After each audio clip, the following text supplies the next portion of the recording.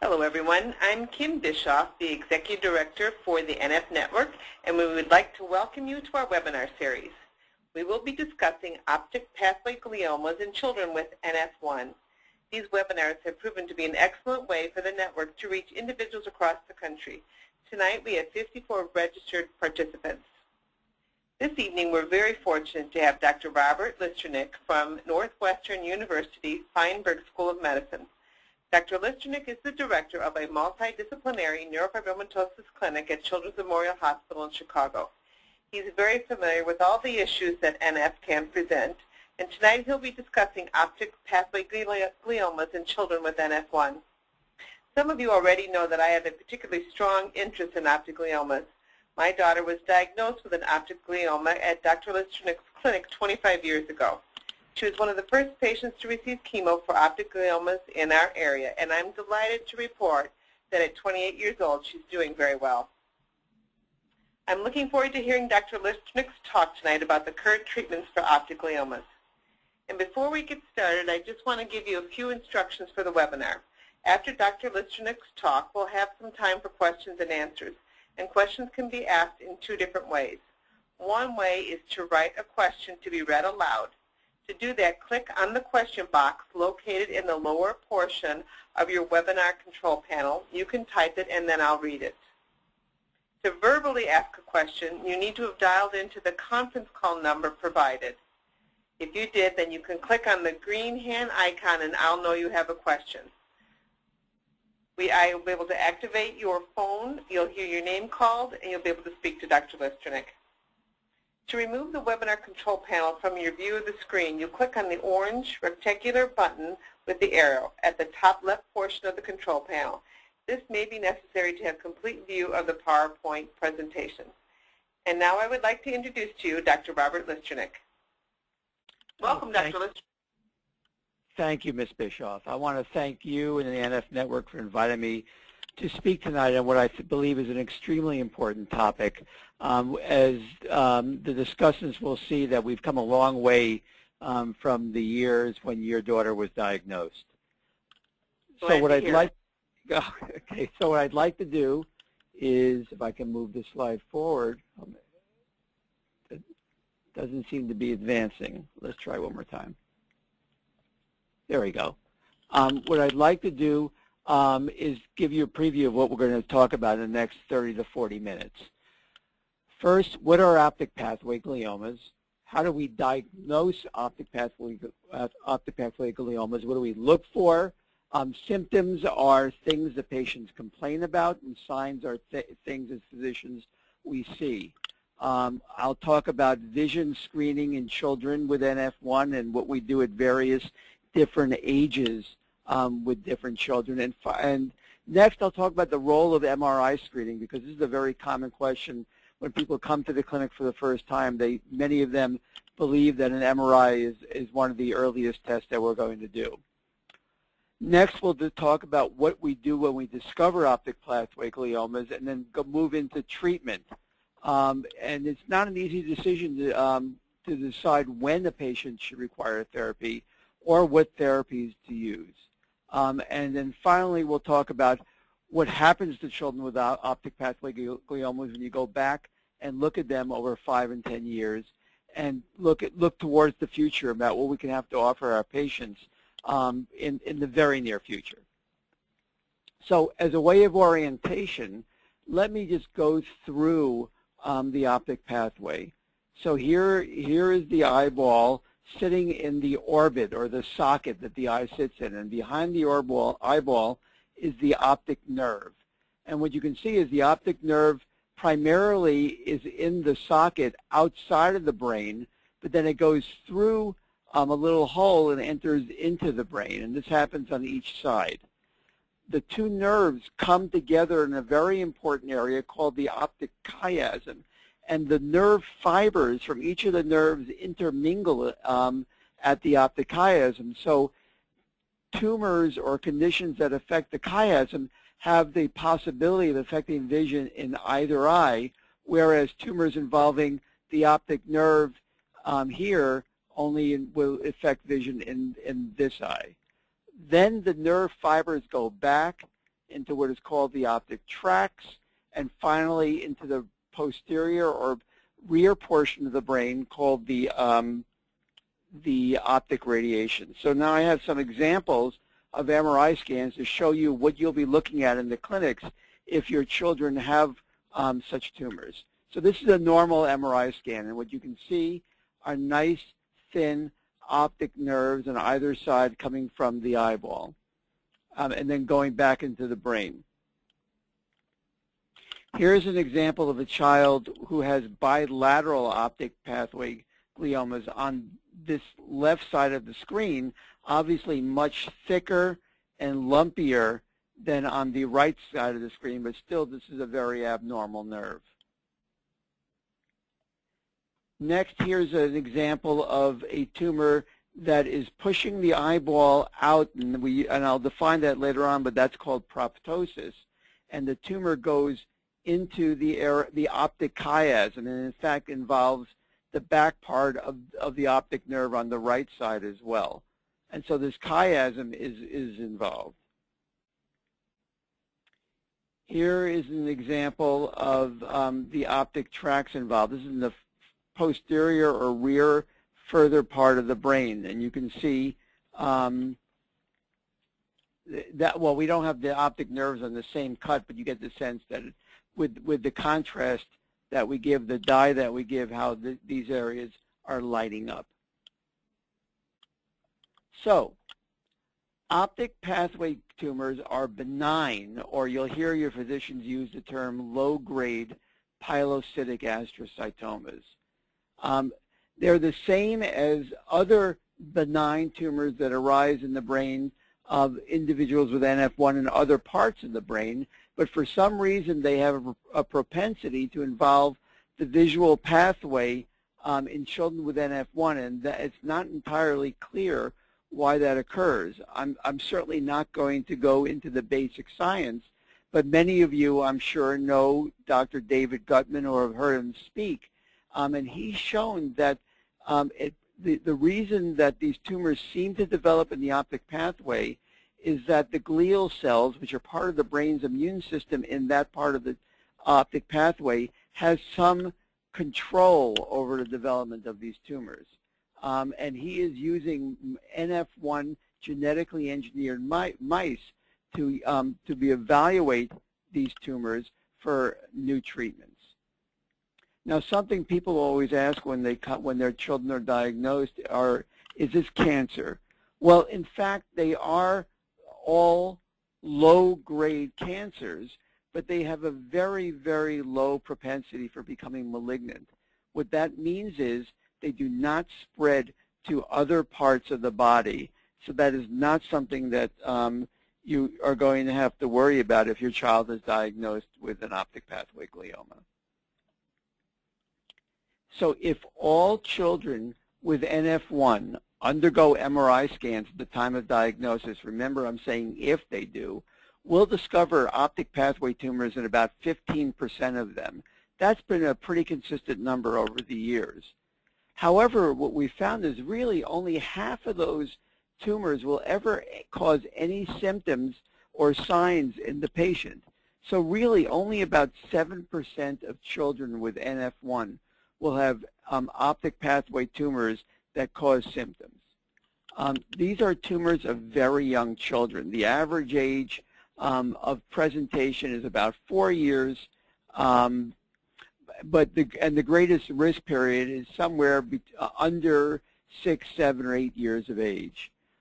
Now, they can rarely occur in older children and adults.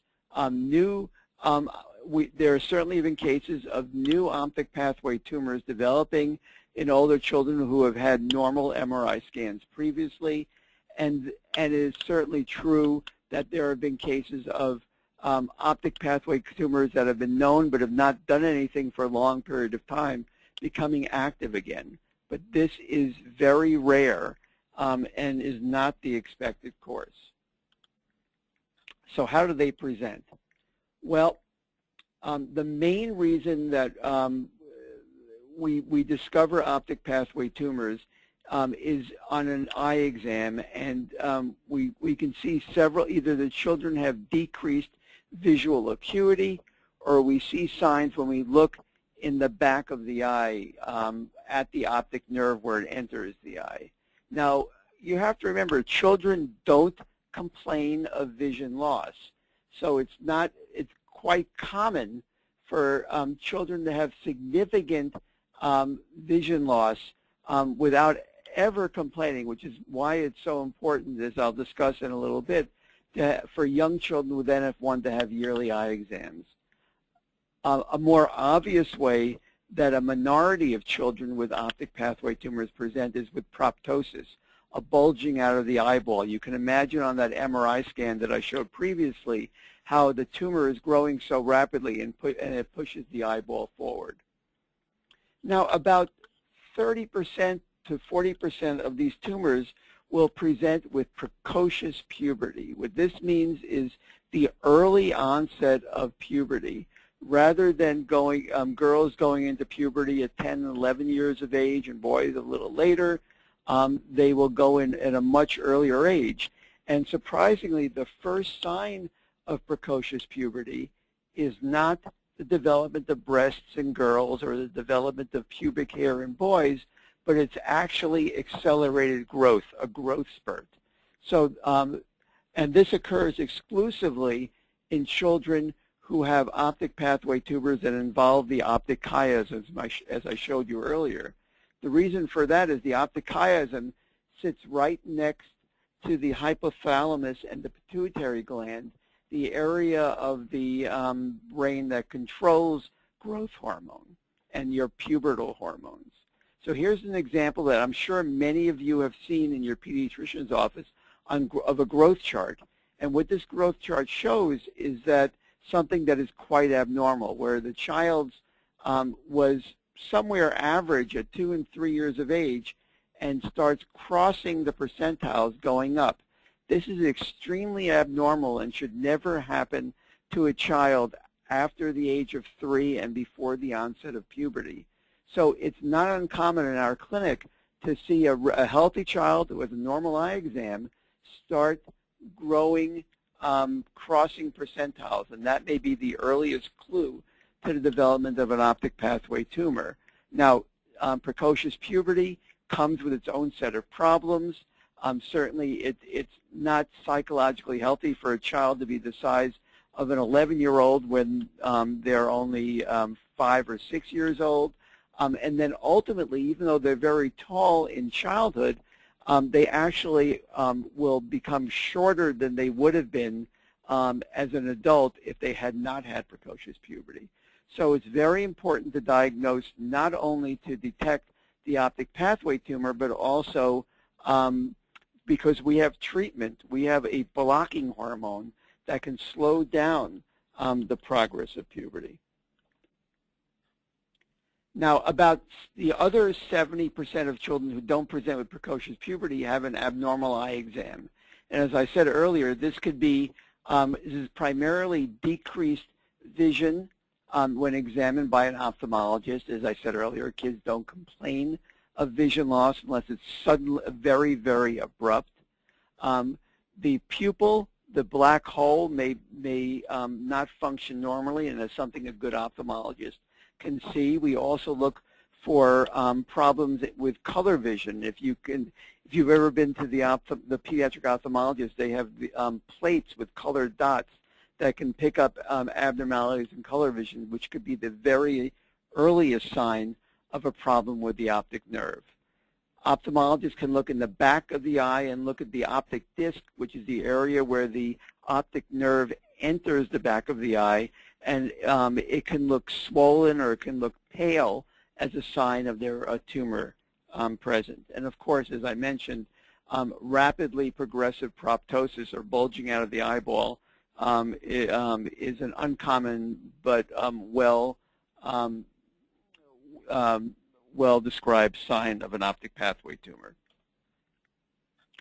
So for all these reasons, the most critical thing that we advise parents of young children with NF1 is that their children should undergo eye exams on a yearly basis, probably up until 8 or 9 years of age. After that, they can get more routine eye exams because the likelihood of developing an optic pathway tumor is so small. And I feel very strongly, and I may get some argument from non-pediatric ophthalmologists, that these children should be seen by a pediatric ophthalmologist, and in particular a pediatric ophthalmologist who has experience in NF1.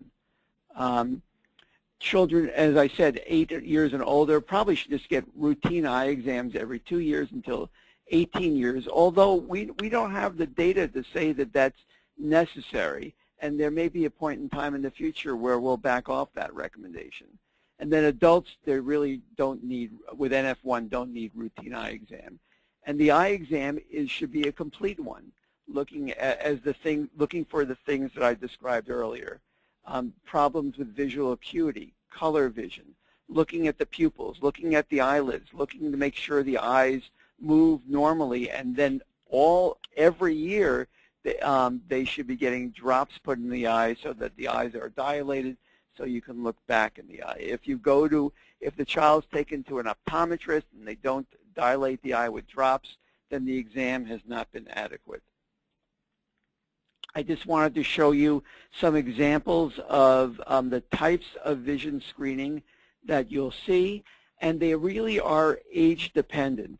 So this is the teller acuity test that the ophthalmologists use for young children, and what they show the children either increasing or decreasing width bars of varying widths.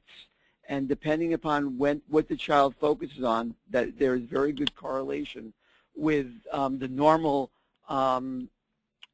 visual acuity that you're used to, 20/20, 20/40, and so on. The next two tests are used for pre-verbal children. Here's the Lee figure test, where the children are shown, they're pointed different figures of different sizes, and they have they're looking, at figures of different sizes on the screen, and they have to point to what figure they're looking at. And this also has good correlation with those 20/20 and 20/40 numbers. For slightly older children, the HOTV acuity test is exactly the same, where they're shown letters of various sizes and they have to point to them. And then finally, older children who know their alphabet can use the Snellen chart that you're all used to seeing in the eye doctor's office. Okay, so as I alluded to earlier, one of the most common questions I get is, shouldn't my child have an MRI scan? As I said earlier, if all children with NF1 underwent MRI scans when they were diagnosed as having NF1, half of the tumors that we detect would never cause symptoms, and you'll see in a minute that most of the symptomatic tumors will never progress requiring treatment. Well, let's say you take a different tack. Let's say you only want to do MRI scans on children under 6 years of age, which is, as you know, is the highest risk group. Well, there have clearly been many cases where the optic pathway tumors develop months after a child has had a normal MRI scan. So a normal MRI scan doesn't guarantee that 4 or 5 months down the line a tumor won't develop. So for this reason, the NF Optic Pathway Task Force has not recommended routine screening neuroimaging in children who have had normal eye exams. Now, you might make an exception, as some physicians do, for very young children in whom the eye exam is not reliable, but I'm a very strong proponent of not doing these routine eye exams. Now, I will tell you that there are some very, very good NF clinics around the country that still do screening MRI scans, and so some physicians might say it's somewhat controversial, but as I said, I'm a strong proponent into not doing them for the reasons I described. So what do we do when we discover an optic pathway tumor? Well, the first thing is don't panic. Your child is not going to go blind. He's not going to die of cancer. Remember, these don't spread remotely to other parts of the body. Approximately 30 to 40% of children who have symptomatic optic pathway tumors will have some form of progression that requires treatment. The problem is predicting the natural history, what's going to happen to an individual tumor, is really impossible. Some tumors remain quiet and don't grow after a period of rapid growth. There have even been cases, well documented, although rare, of optic pathway tumors regressing and totally going away on an MRI scan. Once again, that's very rare. It seems to be that this has been fairly consistent in several studies, that the factors that predict a poorer visual outcome are those tumors that cause rapid proptosis or pushing out of the eyeball, those tumors that involve the posterior or the back part of the visual pathway. So if you remember, that involve behind the optic chiasm in the optic tracts and the optic radiation, and potentially tumors that develop in children over the age of 10, albeit that rare.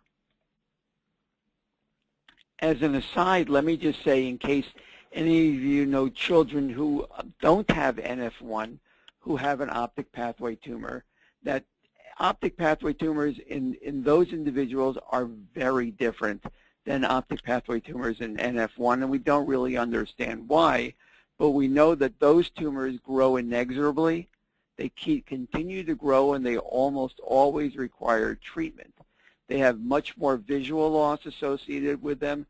Although rarely children with NF1 can develop hydrocephalus or pressure buildup in the brain from a growing optic pathway tumor, that's extremely uncommon in NF1.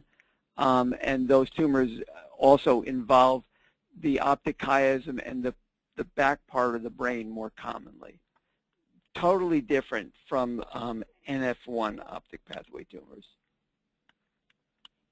This is just a representative chart to give you an idea of how these tumors are followed.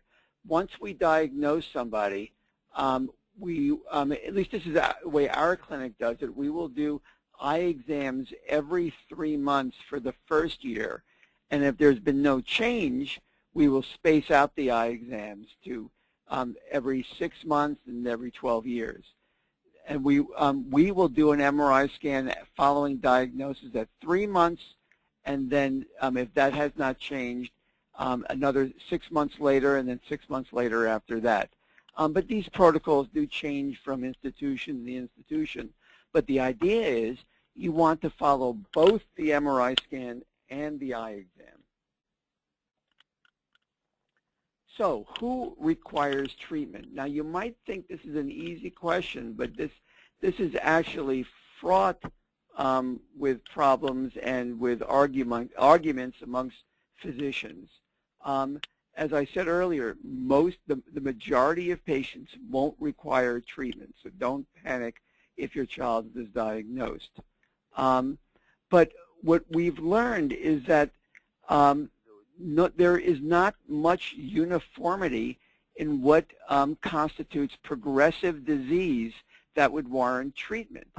I might decide have one set of criteria, whereas a physician in another multidisciplinary NF clinic may have another set of criteria. So hopefully, with a prospective multi-center study that Dr. Michael Fisher at CHOP in Philadelphia is putting together collaboratively with our group, that will address this lack of uniformity. Multiple factors need to be taken into account when deciding whether to treat a child. We are, in the past, I think if you look at older papers that look at this, the focus was more on tumor growth and what was seen on CAT scans and MRI scans. I mean, now I think we've come to believe that the functional outcome, what happens to the child's vision, is the most important thing. Tumor growth is important, but I think we're beginning to believe that loss of vision is the most important outcome. We have to look into factors such as age. We may be more likely to treat a child who's 9 months old in whom we can't get a reliable eye exam than a 3-year-old in whom we can. And once again, I know I'm beating a dead horse, but I feel strongly that these decisions should only be entered into at centers with multidisciplinary NF teams and full resources at their disposal. Now, of course, this may not always be possible, depending on where you live, but in general, I think this is an extremely prudent approach, and that we've certainly altered the treatment of many children that have come from smaller non-NF centers. More often than not, I'd have to say, we've told families that we don't think their child needed to be treated, rather than receive the therapy that was recommended elsewhere. So let's talk about the type of treatments that you might hear about. Surgery is rarely an option for optic pathway tumors, at least the ones in the brains of children with NF1, because whenever you operate on that area, you run the risk of causing permanent visual damage. With some exceptions, surgery is generally reserved for those tumors in the orbit outside the brain that have grown rapidly, causing proptosis to such a degree that the eyeball is being damaged, and it's really more for cosmetic purposes rather than for preventing its spread. There's no evidence that these tumors that are in the optic nerve grow backwards into the optic chiasm and into the brain, so that's not a reason to take them out. And in general, unless they're acting in a very unusual fashion, they don't need to be biopsied, particularly when they look quite characteristic on an MRI scan. Another thing that should be avoided is radiation therapy. Certainly in the old days, this was one of the initial approaches, and what was found when looking back is that radiation in individuals with NF1 conveys a significant risk of the developing of secondary cancers, such as a malignant peripheral nerve sheath tumor or other brain tumors. It also may lead to the development of abnormal blood vessels in the brain, which may bleed. Some of you may have heard the term moya moya, which is a radiographic example of how these little blood vessels may proliferate following radiation. So we'll go to extremes to not use radiation in kids with NF1 unless it's absolutely necessary. And as you can see on the slide, 50% of NF1 patients who were irradiated, at least in 1 or 2 studies, develop these malignant peripheral nerve sheath tumors or gliomas in other parts of the brain that were irradiated. The first-line treatment these days, and has been for quite a long period of time, is the combination of carboplatin and vincristine. This is given in the induction phase in weekly doses over 10 weeks, and then there are 8 4-week cycles with 2-week breaks between cycles, so it generally lasts close to a year. These drugs have relatively low toxicity when you're talking about chemotherapy. Admission to the hospital is rarely necessary. The carboplatin, about 30 to 40% of the children may develop hypersensitivity in the form of a rash, and sometimes this requires switching drugs. The vincristine may, in some patients, lead to damage of the peripheral nerves, the nerves that are in your arms and your legs or your intestines outside of the brain and the spinal cord, and this damage is often reversible. And then there are a variety of second-line treatments that I'm not going to discuss tonight. So what happens to these children? Well, as I said earlier, the goal of therapy is to preserve vision.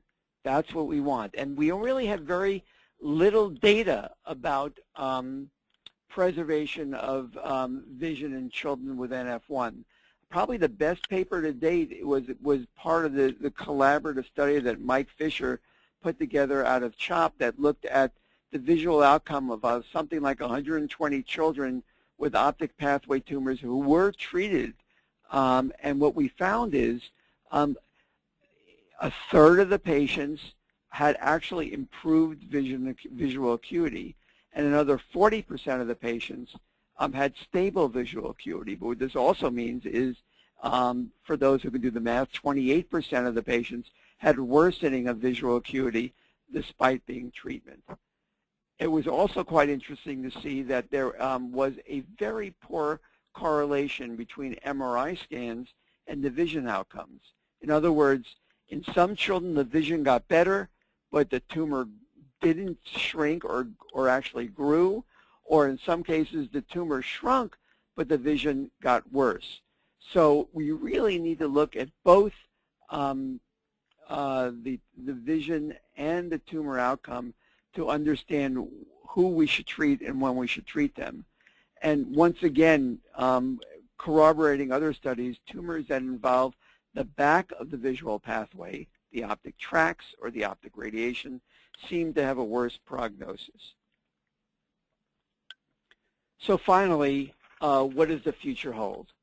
Well, what we really need, first off, is better standardization of when to treat children. What does progressive disease mean? Is it progressive enlargement of a tumor on an MRI scan, or is it progressive vision loss, or a combination of the two?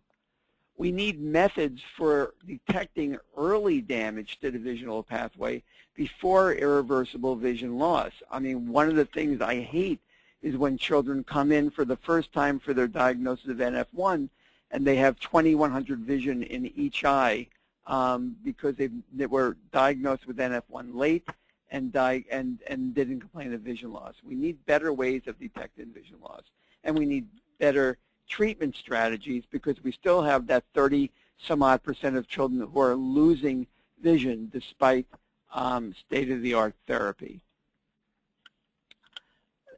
Many of you probably are aware of the NF Clinical Trials Consortium. There are 18 collaborating centers around the U.S. and Australia who are doing clinical trials looking for new drugs. As an example, one of the new drugs, everolimus, or RAD-001, for children with NF1 and chemotherapy refractory. In other words, children who have progressive gliomas that have not responded to traditional chemotherapy. That is one trial that's ongoing right now. As far as redefining meaningful endpoints, we have the RAINS committee, of which I'm one of the optic pathway tumor members, looking at redefining meaningful endpoints for future clinical trials. We need to decide what we're going to measure and how to measure it in order to decide whether a therapy is quite effective. I'm going to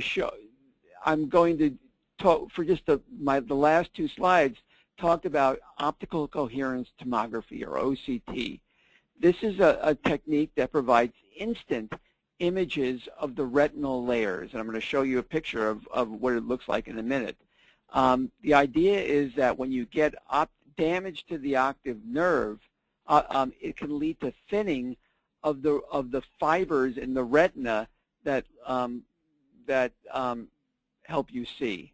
And this seems to be more sensitive than the clinical examination. In other words, in looking in the eye for looking for picking up subtle swelling or thinning of the retina that may be the first signs of optic nerve damage.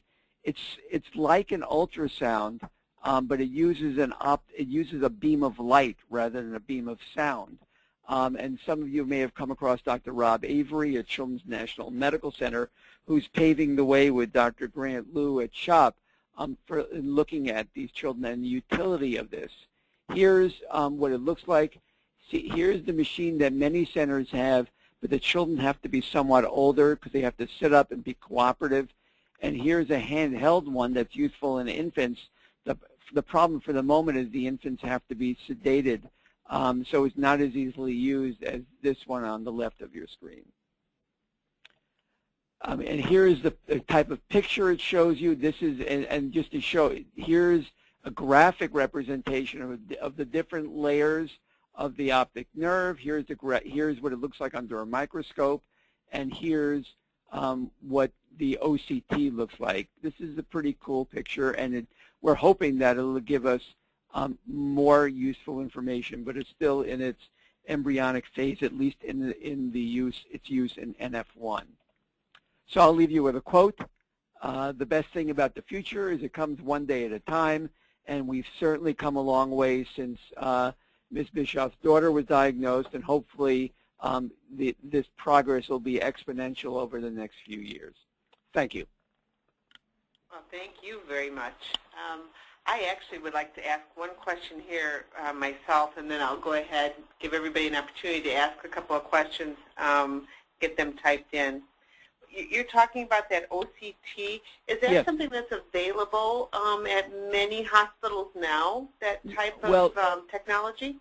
It's been used for several years in adults for a variety of different diseases like MS and following nerve damage in there. It's only recently been used in children.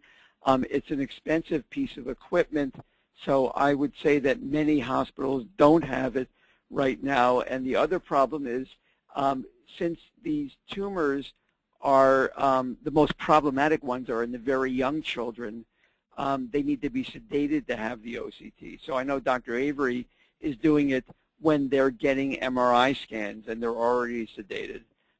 So that somewhat limits its utility to very young children. It is available, but it is expensive. Well, it's exciting to hear that it's on the horizon. It is. I'm going to ask Mr. Hernandez's question. He actually has two of them. One is about a 12-year-old that has had no changes in his tumor, and he wants to know if it's possible that it can increase. I think it is possible that it can increase, but I always tell people if they hit the 8 or 9 year mark, it's quite unlikely that it's going to increase. They still need to be followed. I mean, we really don't have enough information to say you don't ever need another MRI scan or another eye exam, but it really is quite unlikely in my experience that child's going to experience any sort of growth or visual decline. So what would be the follow-up then that you would recommend? Just normal adult vision scanning? Yeah, I think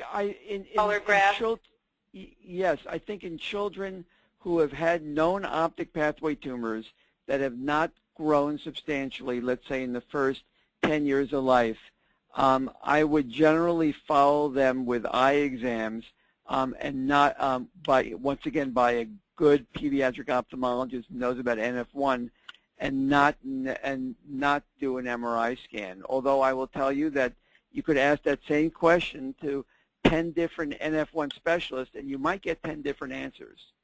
And I might say the same thing for one 12-year-old, to say that answer it differently for another 12-year-old, depending on what their first 12 years will look like. Did the tumor grow a little bit before or not? It's extremely variable, but in general, there should be no concern at that age. It really sounds like the key to that answer is making sure that you're at a good NF center that has expertise in taking care of these tumors or seeing the variability that these tumors can present. Yes, I can't agree with that more. And then Mr. Hernandez had one more question. I think you already answered that, and this one was, he must be calling from South America, wanting to know if that OCT technology was available there. Oh, I'm sure it must be. It certainly has been. It's been out for 5 to 10 years. I'm not familiar with where it would be available.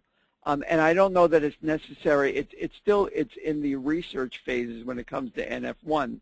So I'm not suggesting that people go out and ask for their NF specialist to have an OCT. I was just using it as an example of cutting edge research that is going on in the world of NF1 and optic pathway gliomas. It's certainly not ready for prime time in any way, shape, or form. Let me ask this one. This one is Lacey's question. She says, and it might get broke up here a little bit as I read through it, Dr. Listernick. Okay. Our left eye is damaged from a tumor that originated in the cavernous sinus and wrapped itself around the muscles and nerves of the left eye. Doctors recommended pulling the eye. We are reluctant. He's only 3 years old. He doesn't blink, produce tears, or move the eye. The cornea is ulcerated now for 2 years. Let's see if there's anything else. Nope, that's all I have on that question. I'm not sure where the rest of that question lies. It's obvious that it's obviously hard for me to be very specific, but what she is describing sounds to me more like a plexiform neurofibroma rather than an optic pathway glioma. And those are equally problematic, and we have a number of children who have plexiform neurofibromas involving the orbit and the eyelid. If the eyeball is ulcerated, I'm guessing from what she's describing that there's very little useful vision in that eye. If that's the case, enucleation might be helpful for a cosmetic appearance, but she may also want to consider if she's not in an NF1 center that has some of the experimental chemotherapeutic trials for plexiform neurofibromas, not an area that I covered tonight, for treatment of the other part of the tumor. I hope that answers the question. Yes, and if you are interested in where those centers are, you can call the office, and we'll make sure you get in touch with where those centers for treating the plexiform tumors are. This one here is from Kelly. She says, my son was diagnosed at age 6, treated with 7 months of chemo, and remained stable ever since. He's now 12. Would you say he's out of the woods? As I've said, it's hard to predict with each individual tumor what's going to happen, but in general, kids over 10 years of age rarely develop progressive disease, particularly if they've had a long period of time since he was age 6. If he's had 6 years of non-progressive disease and stable disease, it's very unlikely that it's going to progress. But he should still get routine, closely followed by a pediatric ophthalmologist and their NF center. Right, and here's another common question. This is from Elizabeth. She said, what are the deciding criteria between early intervention MRI scans that would warrant moving to chemotherapy? Is there a growth increase guideline that would cause a move to chemo? Well, that's a very good but very unanswerable question. I didn't get into the specifics in my talk, but we, for instance, at my hospital as a team, we try very hard, and we have an agreement to not institute therapy unless we see progressive visual loss. On the other hand, if a tumor keeps growing and growing on each serial MRI scan, even if the vision is stable, we get a little nervous. But in general, that decision is a very individual one, and I would try hard to not treat an older child, an older meaning somebody who I can get good eye exams on, if it's just subtle growth of the tumor. It also depends on where the tumor is, for that matter. But so I think the short answer is there is no specific criteria about how big a tumor has to get or how much change there has to be in order to make me start treatment. I'm sorry that I can't be more specific than that. Does that answer the question, Kim? Do you Yeah, I wish to. Maybe someday we will. This is a question from Maria. She says, do you feel that PET scans or petroscopies will be found to have benefit for NF glioma patients to determine if the tumor is still active after years of therapy? That's a very interesting question. I have no experience, nor have I read much literature on PET scans in optic pathway tumors. PET scans can be very helpful in following large plexiform neurofibromas and in development of malignancies in them. But I've not read anything, nor do I have any experience on their use simply in optic pathway tumors. This question is from Karen. She said, are there important differences between gliomas before the chiasm and after the chiasm? If you look at them under the microscope, they look exactly the same. But for some reason, the tumors behind the chiasm in NF1 tend to be associated with a worse prognosis and tend to be require treatment more often. Here is something that Mr. Hernandez is saying. He's wanting to say to you, thank you very much for your information. He is from South America, and they have a child with NF type 1. Says, we help many people from South America with information on NF1, and they do a blog to talk to their parents. We will share this information on this webinar so that more people are informed, and he wants to say thank you. Well, I'm very glad for that. My pleasure. Right, and this one is from Alexandra. She's saying, my 3-year-old is undergoing chemotherapy for a left and right optic glioma. He's undergoing chemotherapy once a week. He's followed by an NF clinic at Children's Hospital in D.C. How soon can the tumor start growing back after chemo has stopped?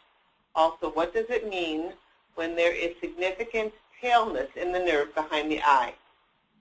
Okay, well, first let me say that you're in one of the best centers in the world at DC Children's for the treatment of your child's tumor, so you're in great hands. What was the first part of the question again? Sure. My 3-year-old son is undergoing chemotherapy for left and right optic glioma. He's undergoing it once a week and followed by the Children's Center in D.C. How soon can the tumor start growing back? Okay. Yes. I don't. There's no way of predicting that. Hopefully, it will never grow back. But as I mentioned earlier, we have no good ways of predicting which tumors are going to stop growing or which tumors are going to grow. All we can do is say on the average, tumors behind the optic chiasm in the back part of the brain tend to have a worse prognosis, but I can't predict in any child, in a specific child, what's going to happen. As far as what is the paleness in the so when the ophthalmologist dilates the eye and looks through the pupil into the back of the eye, they're looking at where the optic nerve hits the retina, or enters the retina, and that's called the optic disc.